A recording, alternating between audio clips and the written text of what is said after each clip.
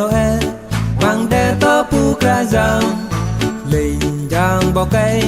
đầy rơi tơ trong nào lần dùng về Noel mang đe tớ pu ra rằng nó mang ra yang nam cha bậc lại đi bờ ngài rồi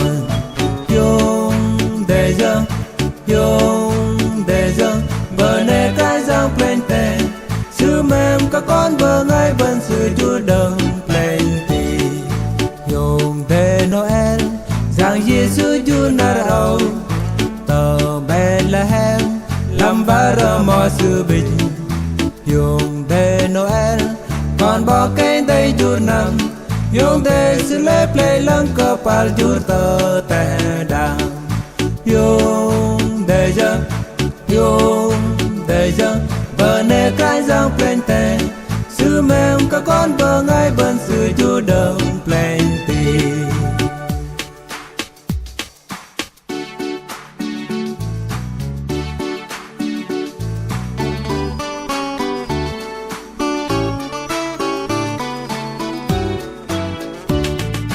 dùng để Noel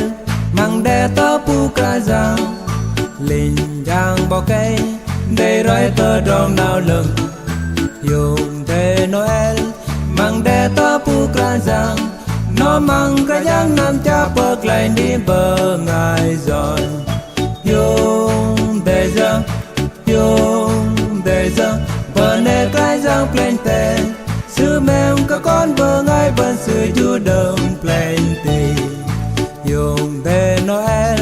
mang dọc lăng rõ an dùng tơ tay đang an cơ bỏ cây đầy dùng để Noel mang dọc lăng rõ an mang ông bên cái dọc lăng ra cây giang Giêsu Christ dùng để